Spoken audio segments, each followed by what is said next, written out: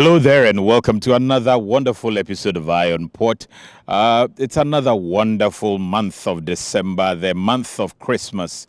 And I'm sure that when we get to Christmas like this, a lot of people are happy. We thank God that we have met again and we're going to see hopefully another blissful year.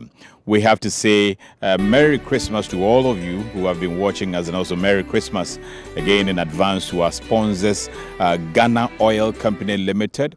If you are a Ghanaian and you don't buy from GOIL, then I really don't understand, because they have the best of fuel and they give the best of fuel. Also, they are Ghanaian. So, of course, you invest in GOIL, you invest in country, and you invest in yourself. Also, West Blue Consulting Limited, they have been with us all throughout the year. We say Merry Christmas to you in advance. And also, Ghana Community Network Services, GCNet, they have been with us, being our backbone all through our GCNet. We appreciate you and say Merry Christmas in advance.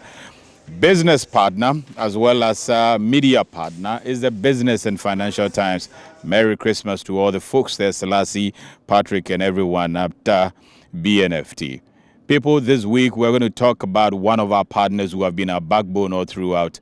And this particular partner is not only a backbone to Eye on Port, but a backbone to the shipping industry as a whole. Ghana Oil Company Limited. They fuel vessels that come into the ports of Ghana, and not just the ports of Ghana, even the neighboring countries, Ivory Coast and everywhere. Ghana Oil Company Limited, they have provided tanks supplying fuel to vessels. We'll be talking about them pretty shortly. In the meantime, though, the 18th Intermodal Conference and Exhibition has been held in Abidjan, and my man and only producer general for Eye on Port, Solomon Anderson, are the Eye on Port lenses over there.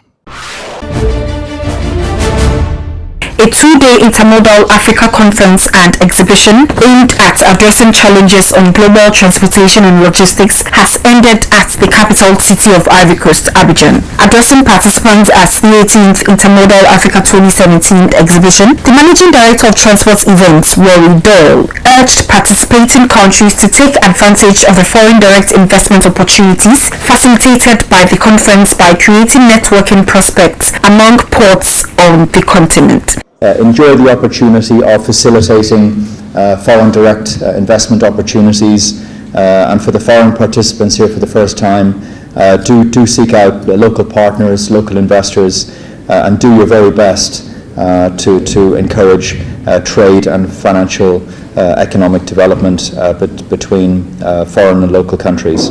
A chief director at the Ministry of Transport in Ivory Coast, who represented the sector minister Phil Benjamin, called on ports in West and Central Africa to generate that can make them competitive globally. De fait, à travers ce genre de rencontres, c'est de permettre des échanges.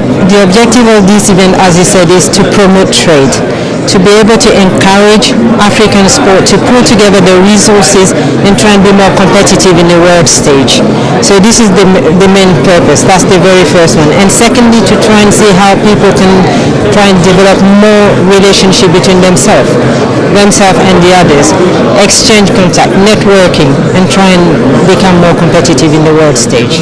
The Intermodal Africa Conference and Exhibition is one of the biggest annual container ports and terminal operations events in Africa, and the 18th edition was the first to be hosted in the LAC, Côte d'Ivoire, by the Abidjan Ports Authority. Each of the about 30 world-class speakers featured at the conference took turns to explain the need to shape West Africa's next-generation port industry and getting the best return on investments while creating trade opportunities to position the ports as key enablers in West Africa's economic growth. Participants also had the opportunity to have a first-hand experience on developments at ports of Abidjan.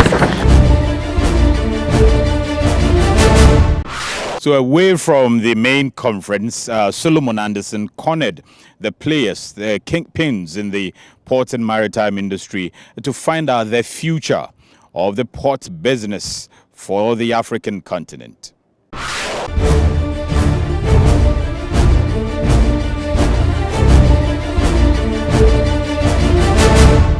The Acting General Manager of Business Development at the Ghana Ports and Harbours Authority, Samuel Intokumi, says Ghana's ports are keeping pace with global trend in the international port business. This, he said, is evident in the expansion of both the TEMA and Takoradi ports, in addition to the massive investment in technology at the ports and the training of staff to achieve higher productivity. All the things that we are doing currently in our port is to become a smart port.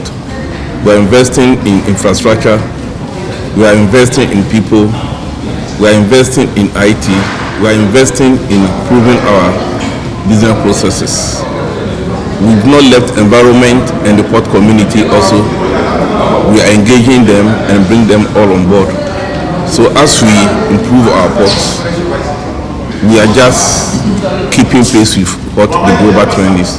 Speaking on the sidelines of a two-day 18th Intermodal Africa Conference and Exhibitions, Samuel Intokumi also revealed that African ports are going through evolutions, and one of the effects is that multinationals are investing in the ports and therefore taking over from indigenous port operators. This he described as a strategic threat and called on African governments to formulate policies to encourage local participation in the port industry. If you understand that trade is a lifeline of economic development, and this lifeline is being taken over by foreign multinationals, then we need to be worried.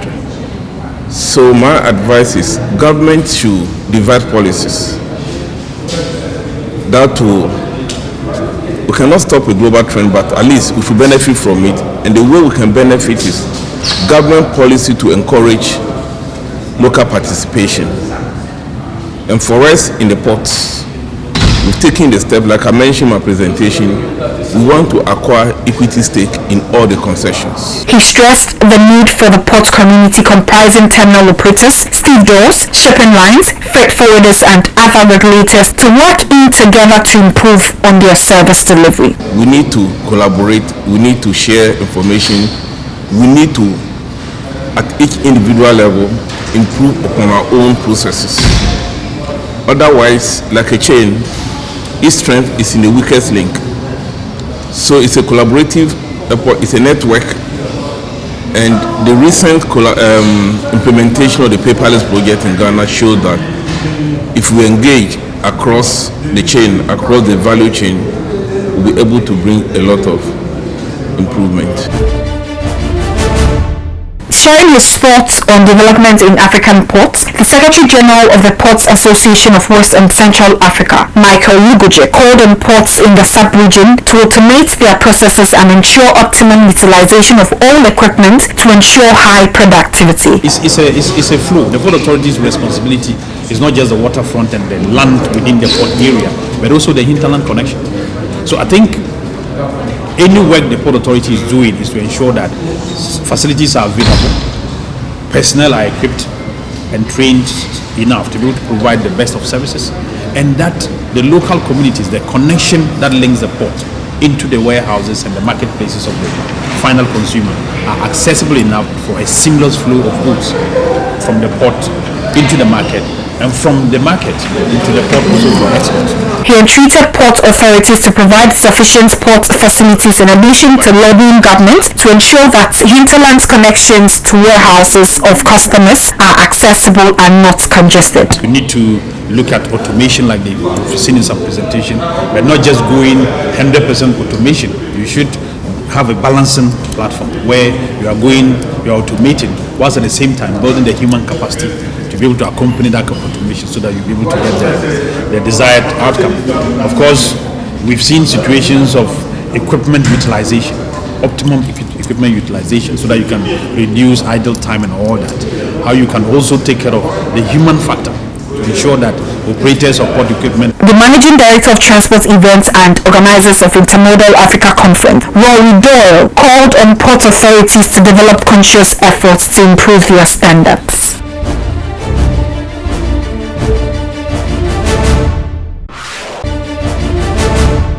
Ghana's Port Authority is seeking to construct a dry bulk terminal in the port of Takoradi to support the operations of the dry bulk companies like Ghana Bauxite, Ghana Manganese, Camis, Western Diamonds and Gossip. To this end, a delegation from Ghana's Ports Authority have paid a visit to the Sea Invest dry bulk terminal situated in the port of Abidjan to familiarize with the operations and works of Sea Invest, which is also a company seeking to construct and manage the bulk terminal in the port of Takoradi. The delegation, which was led by the Acting General Manager for Business Development at GPHA, Samuel Intokumi, expressed his conviction that such a bulk terminal will improve operations of Takoradi ports in the future.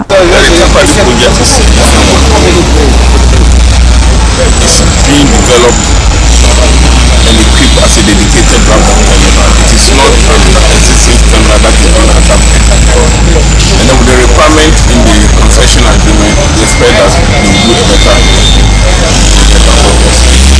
The delegation was taking round some of the key activities of Sea Invest, including the loading and offloading of manganese and other bulk cargoes. The team also visited Petrol Sea Logistics, which is a subsidiary of Sea Invest, handling equipment for drilling companies in the oil sector and providing fresh water and fuel to vessels that call the facility.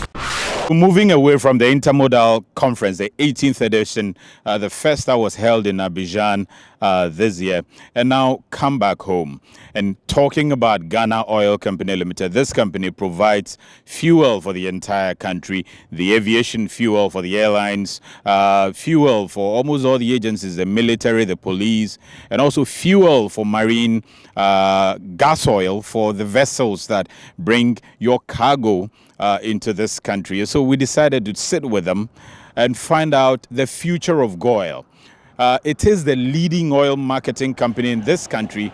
How were they able to achieve that? Go past all the multinationals and become number one, thanks to their management. So we sat down with the board chairman, the new board chairman of Ghana Oil Company Limited, and it's none other than the astute politician, also a diplomat, retired Minister of State, used to be Minister for Interior in this country, Honorable Kwame Nabatels, is our guest, board chairman of GOIL. It's been a long time. Some of us saw you in the public space. Some of us have decided that we need to push the young people to take the lead in the political arena, and for us to be in the background, giving advice, giving them the benefit of our experience and the knowledge that we have acquired over the years. So we are in the background. And talking about experience and sharing experience and all of that, I know that you have enormous of it from government, politics, private sector and all of that.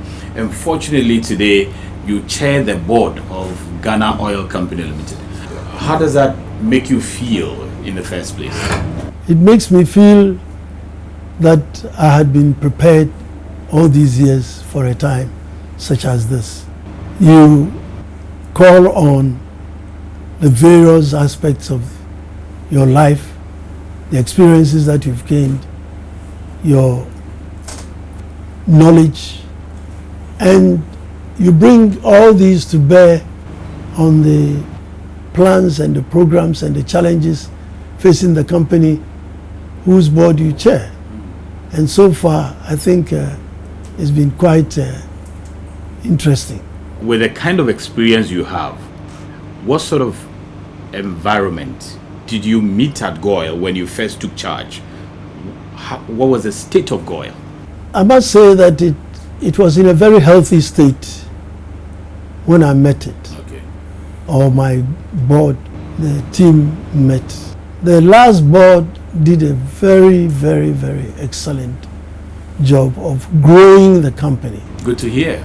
Very good to hear.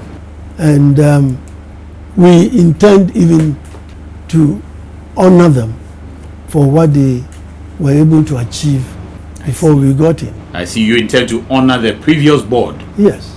That's impressive to hear. Yeah. We recognize the amount of work that they did, the amount of effort that they put in, and the direction that they took GOIL, and the successes that they achieved were phenomenal, and we would like to continue from there. And we recognize that, and that is why as a board we've decided to, honor them for what they were able to do. I see. What are some of the successes that so warrant this honor that you intend to give the board? Because maybe a lot of us sitting back, we remember the GOIL from the olden days and also continue to see that it's one of the few, very, very few state-owned institutions that are still flourishing, even leading its own sector currently. But you being an insider, what did they do? What has been done to GOIL? They were very, very careful with their expenditure. And they were very innovative in expanding the market share of GOIL from around 6%. At the time we took over, market share was about 18.6%. I see. From 6% to 18.6%. And not only that, they had expanded the bunkering business of GOIL, from which we earned quite a bit of foreign exchange. Okay. Is it looking good, the bunkering business? Very good. I see. Because I know that you have new tanks actually at the Takoradi port, for instance. And then the one at the naval base, the naval base in Sekondi. And I think even in TEMA port. We have it in TEMA. Yeah. They had expanded it. And they were on the threshold of pushing for further expansion when we took over. And that is exactly what we intend to do. Okay. We've targeted that by the end of our term, our first term, 4 years, we should have managed to achieve a 30% share of the market. Great. We are going to do this by diversification and then the expansion of our core business of selling petrol and gas oil. We are going to go into the gas filling, carousel business and distribution of gas. We are actually even contemplating going into independent power production. Wow. What sort of power? Electric power. Electric power? Yes. I see. GOIL is thinking of that? We are definitely thinking of that. Wow. We are seriously working out the modalities with a sister company in South Korea, SK, which had set up its own plant in South Korea, which we saw on a visit to South Korea. And we believe it is doable in Ghana. We are looking at setting up a bitumen production plant. We are seriously thinking of establishing a lubricant filling plant, later to expand it into a lubricant manufacturing plant. We intend to also take over some of the small OMCs, without mentioning names. Names, yeah, of course. Yes, take over some of them so that we increase and widen the number of stations you have in town.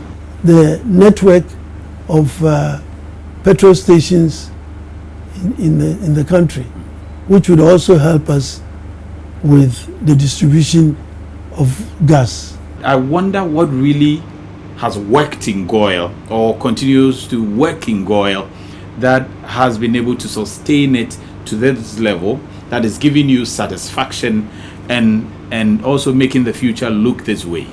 What is working? What is working is the commitment.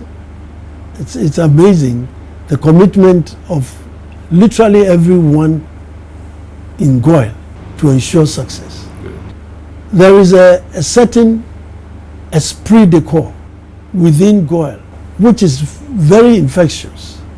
As soon as you get in there, you get infected by that spirit. The spirit of wanting to succeed, achieve. Yeah. And that is a very, very, very positive driving spirit, which is getting us where we are now. So you look into the future, and I would be wondering around 5 years or say 10 years from now, where do you want to see GOIL? We want to see GOIL huge, national, and perhaps even multinational. We want to see GOIL in Burkina Faso. We want to see GOIL in Togo. We want to see GOIL in La Côte d'Ivoire. We want to see GOIL in Mali, Niger.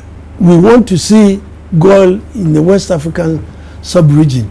We want to see GOIL diversified and into various sectors of the petroleum sector, and we want to see GOIL, the flagship of the oil business, oil marketing business in Ghana. How close do you see this vision being realized? Already, our boundary dispute with Ivory Coast has been beautifully resolved. We are being seen gradually as oil and gas hub, with Takoradi Port expanding and opening up for the oil and gas business. GOIL has tanks there. How close do you see this vision realized? Let me start off with La Côte d'Ivoire. The bitumen plant we are planning to build in TEMA. We're doing it with SMB of La Côte d'Ivoire as partners. The bitumen plant should be up and running in 2 years. In the next 2 years, we should see a bitumen plant owned by GOIL running in this country. Owned by GOIL running in this country in TEMA. I see. We should see the lube filling plant up and running in 2 years in TEMA. And we should see the expansion of the network. We are currently 310 stations across the country.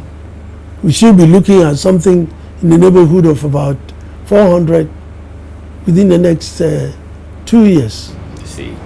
Also. And in the next 2 years, we're looking to have built our own new head office along the Jaulu, Olusegun Obasanjo highway, a 12-story head office. So with all these things coming up, we want to keep number one. Okay. And we want to go on and be number one in West Africa. What kind of product do you offer at GOIL? We offer the whole gamut, transmission oil, engine oil, name them. I see. We offer the entire spectrum of oils that every machine, every vehicle requires to function effectively. Now, before we came to talk to you, we took time outside to talk to some commercial drivers who, patronize fuel and all of that, also private folks. And the commentary were to the extent that GOIL is cheap. GOIL gives them still the quality. Let's listen to them and then we'll come back. I've been buying GOIL for a while now. I get my money's worth every time I buy it from the GOIL station. GOIL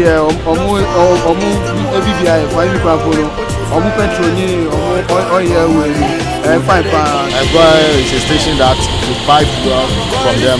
You can work with your fuel so the whole day that you don't have any problem.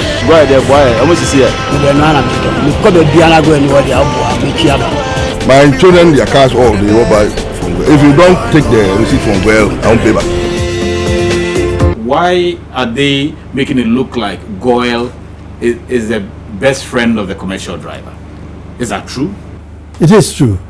First of all, let's be clear. The NPA has some specifications which everybody must comply with in terms of the quality of petrol, the quality of diesel. Now, having satisfied that criteria, what we've realized is that any time we post our price, Shell, Total, would literally do the same that same day. I see. They are always looking at our prices and quoting what we had quoted. But that's interesting and very good for you, because that's And for the country. lead. And for the country. Yeah. And for the ordinary consumer. the ordinary commercial driver who spoke so highly of us. Finally, what would you say to the people who are under you and working for GOIL and working for Ghana, that have made GOIL what it is and Ghana what it is? And also, what would you say to the people who patronize your product? Well, to the people within GOIL, keep up the spirit and let's make GOIL even greater than it is. To the consumers of our products, let's keep our relationship, let loyalty prevail between us, and we believe that together we will achieve the successes that we all dream of in our individual areas of endeavor. Iron Pod returns after the break. Stay with us. Hello. Good morning. This is Samantha Wendy.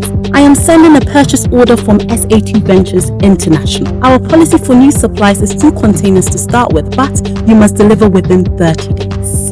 Don't worry at all. I'm going to get you the 4 containers within 30 days or less. To get his pineapple slices from his country to his clients overseas, Mr. Appiah and his representatives have to complete a number of regulatory compliance procedures to various international trade stakeholders. Hey, Mama, what's going on? Get it right? I mean, how?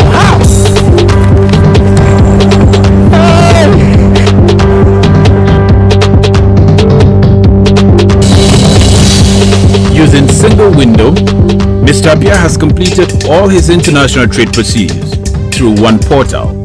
He has registered his company information, applied for the necessary permit, certificates and licenses, and all that remains is for him to get a text alert for clearance and movement of goods. And that's how simple facilitating international trade could be in a single window environment. You can offer competitive services to your trading partners in China, America, even here, in a simpler, faster, and cost-effective way. Single window. The only way to Ghana's economic growth is in our hands. When cleaning your vehicle by valeting, steaming, waxing, or polishing, make sure the engine is also sound. Servicing your vehicle with Gold synthetic oil and any quality Gold oil massages the engine, removes deposit, protects it from wear and tear for longer lasting performance, and makes your vehicle feel pampered. Made for diesel and super engines. Remember, after every 15,000 kilometers of enjoying your ride, service your engine with Gold synthetic oil. We're a champion. That's why I, Azuma Nelson, 3 times world boxing champion and a patriot, always choose GOIL. Ashene Pankasa. GOIL, good energy. Welcome back from the break. Still watching Iron Port. Next up, local news as well as international news in and around the port and maritime industry next.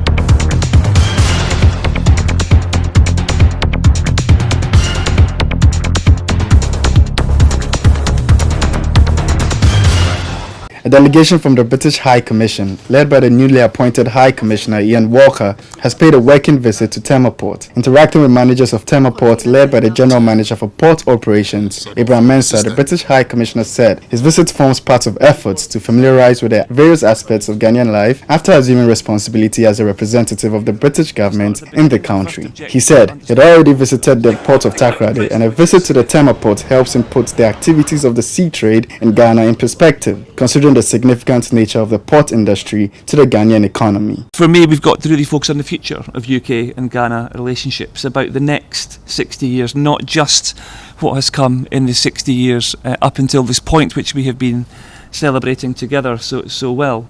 And I think as you look towards the future and you look towards trade and you look towards future investment in Ghana, Often we think about the commercial aspect of that, and actually to make that commercial aspect possible, to enable the kind of growth and the ambition that the country has, it presupposes that you have smooth functioning ports, you have smooth interoperability between ports and rail and things like such as that. General Manager in charge of operations of TEMA Port, Abraham Mensah, briefed the delegation on progress of work regarding the TEMA Port expansion project and highlighted successes achieved with automated port clearance procedures so far. We would wish that we want to see Britain more investing in the ports. We want to collaborate with you to see how best to also move our maritime industry forward.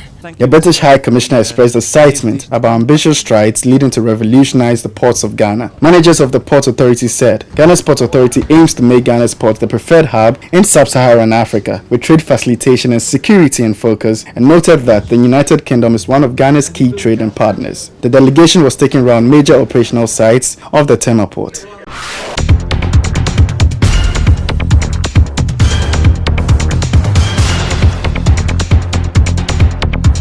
At least 13 people have died after a fishing boat collided with a 336-ton tanker and capsized off South Korea's west coast. According to a South Korean Coast Guard, 2 others were missing as search and rescue operation continued. The chartered fishing boat had been carrying 20 passengers and 2 crew during a fishing tour at the time of the crash.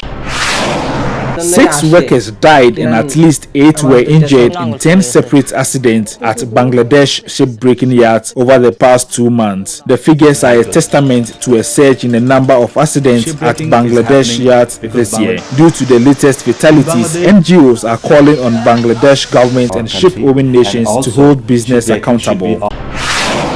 Norway has opened an autonomous shipping test bed in Horten on the Oslo Fort. The test bed, officially opened on December 6th, is the 3rd of its kind in the country and the 4th such approved area in the world. The test beds in Trondheim and Horten are said to be an important resource for Kongsberg's ongoing development of technology for projects such as Yara Beckland, the world's first all-electric autonomous container ship and marine robotics technology. When cleaning your vehicle by valeting, steaming, waxing or polishing, make sure the engine is also sound. Servicing your vehicle with gold synthetic oil and any quality gold oil massages the engine, removes deposit, protects it from wear and tear for longer lasting performance, and makes your vehicle feel pampered.